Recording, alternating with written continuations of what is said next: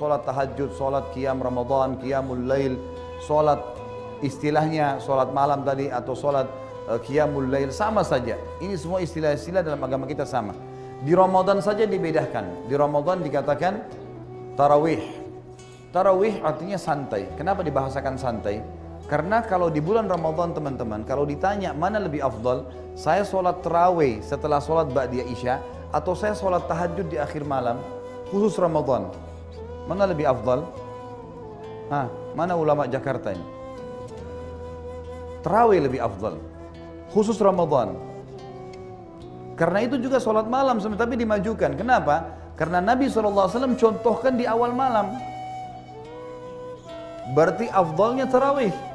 Makanya kata para ulama, beranjak daripada hadis Nabi SAW yang sahih riwayat Imam Ahmad, siapa yang sholat qiyam Ramadan, sholat tarawih itu, sampai imamnya bubar, dicatatkan baginya pahala sholat semalam suntuk.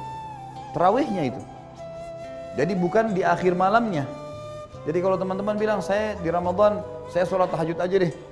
Enggak, Anda meninggalkan afdaliyah. Mestinya tarawih. Karena Nabi SAW contohkan selama 3 hari, tarawih. Para sahabat kerjakan juga di Ramadan, khusus Ramadan, Umar bin Khattab kerjakan di awal waktu. Setelah sholat ba'diyah isya langsung dikerjakan. Maka di Ramadan tetap tarawih lebih afdal. Gitu kan? Di luar Ramadan kita kerjakan di akhir malam, itu lebih afdal. Dan lebih afdal lagi kalau kita tidur kan gitu. Intinya teman-teman yang kita ingin titik beratkan sekarang, selama Ramadan kemarin, mudah-mudahan teman-teman di sini juga termasuk orang yang menjaga kemarin, sholat tarawih itu, kita sudah dibiasakan mengerjakan tarawih. Biasa sholat malam, kenapa nggak dikerjain sekarang? Apa alasannya teman-teman sekalian? Apa uzur antum depan Allah hari kiamat? Kalau ditanya, saya kan sudah latih kamu Ramadan kemarin, udah saya biasain dirimu, jiwamu, kenapa kamu nggak kerjain? Apa alasan kita teman-teman sekalian? Mungkin banyak orang yang mengatakan itu kan cuman sunnah. Perhatikan, kalimat itu cuman sunnah buang di lautan nih. Jangan lagi dipakai mulai sekarang. Kalimat ini teman-teman secara zahirnya benar, tetapi secara hakikinya ini menjauhkan kita dari ibadah. Itu kan cuman sunnah, artinya tidak usah dikerjain. Lalu untuk apa disyariatkan? Ingat, amal sunnah bermanfaat membantu amal wajib kita. Hadis Bukhari menjelaskan masalah itu. Kata Nabi SAW, awal amal dihisab hari kiamat adalah solat. Kalau solat baik maka akan membantu yang lain, kalau buruk akan mengganggu yang lain. Dan kalau sholat wajibnya ada yang kurang, mungkin kurang ikhlas, mungkin lupa wudhu, mungkin jumlah rakaatnya kurang, maka Allah berkata kepada para malaikatnya, cari sholat-sholat sunnahnya untuk melengkapkan sholat wajibnya. Berarti fungsi sunnah di sini membantu wajib. Dan kata Nabi SAW itu berlaku pada semua ibadah. Puasa Ramadan dibantu dengan puasa sunnah, zakat dibantu dengan sedekah, haji dibantu dengan umroh. Ini fungsinya amal sunnah di situ. Fungsi yang lain adalah hadis juga Bukhari. Kata Nabi SAW, Allah berfirman hadis qudsi, seorang hamba terus mendekatkan diri kepadaku dengan amal-amal sunnah sampai aku mencintainya.